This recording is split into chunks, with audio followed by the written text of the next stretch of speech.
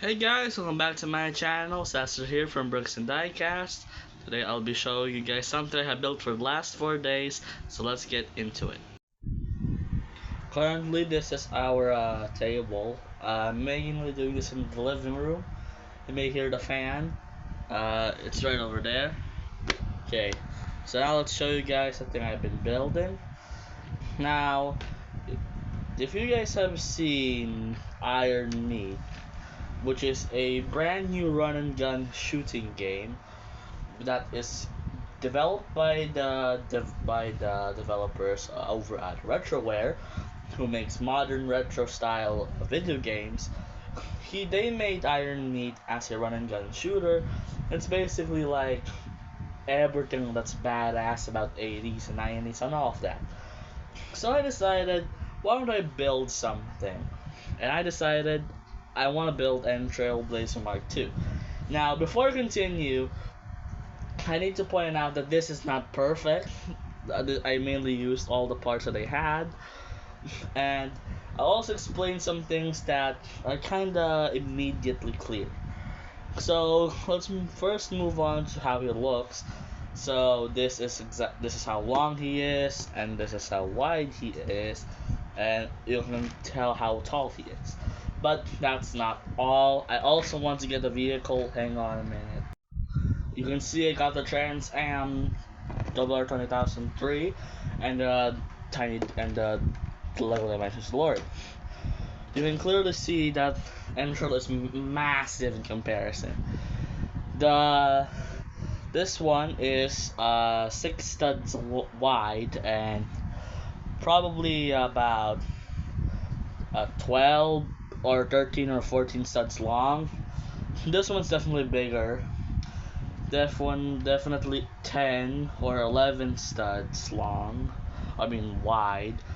And then I didn't really count, so I have no idea how long it is.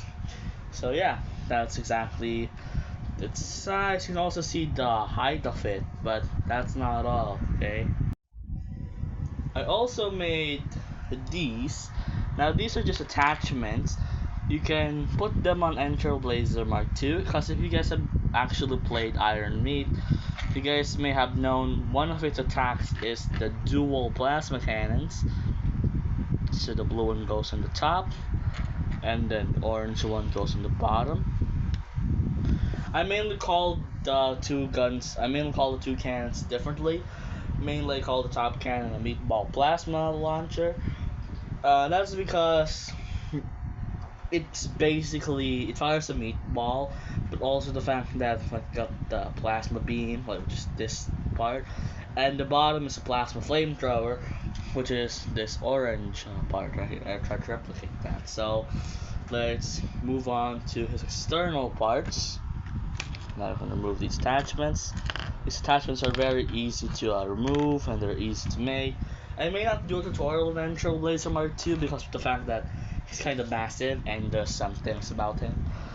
So this is his size. So yeah, there's a lot of parts here, mainly tons of tiles. Also, all of these red plates, all of the tiles and all of those, they're mainly there for like looks, because if you guys actually see him in the game, he's very meat infested. We also got the brain up here, the turret. Now we're gonna go to the uh, cannons here. Now this would normally be the third attack where he's going to fire the bubbles. I didn't really have enough parts, or like I wasn't able to figure out how to pull off. Maybe we could add it on one of the levers, another levers, and then put right here in the front. I didn't have enough space for that, and also the fact that, yeah, the gun does not move up and down. There's a little flex, but that's it. And obviously the front one's solid. The side plates are of plates mainly. It makes sense because it's rough texture there, and also like a bit of depth, but definitely not the best. They also use tons of brackets, and in the bottom we got 12 wheels. Now there's 12 wheels, it's hard to see in the camera. There's the wheels on top row and on the bottom row. Now the wheels, they don't spin freely. since they're actually sort of blocked by the brackets. Because you can see there's brackets over here. I mainly use these for how to get the side armor, as well as like tiny slits of like stuff, maybe like armor, maybe gaps, and then like part of the meat which is invested into there. Yeah. Here's the rear. You can see that some of these parts, some of the panels for the tracks, which are represented by the wheels, by the way. They're actually, wait, was it 6 wheels? Yes, 6 wheels on each side.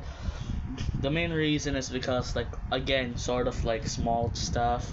You can also see this in the front, that there's this part of the meat and this right here. Now I'm actually, oh yeah, that's exactly how it looks. And then here at the top there's some vents. Now underneath there's actually an engine. I made a pretty custom engine, and then a lot of stuff like some panels, like these hinge parts, these clips. You can clearly see like there's part of them that are movable. Here's a bit of the show, just what it sort of looks like. You can also see like part of the work here for the flamethrower. I made it like a massive reactor in the front here, and then the turret will be back here.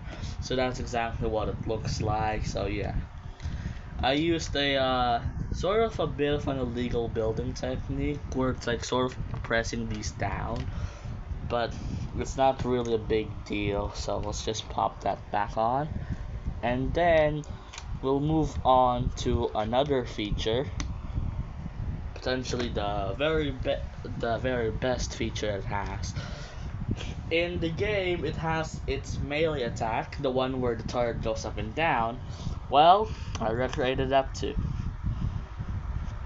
The turret goes up and down too. I added the teeth, it's visible, as well as that headlight brick. That's mainly because in the game, it's not the best representation, as I've said. It's pretty good. In the game, there's when the meat pops up, there's always like tiny holes around, so this would be representative of that, maybe part of the eye. But yeah, it's really cool, along with the ganache and teeth, and the gun also completely stays area there.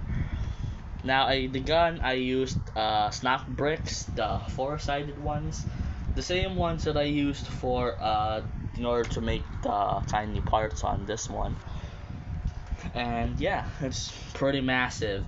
The guns, these bubble launchers, they can turn around and they can go up and down.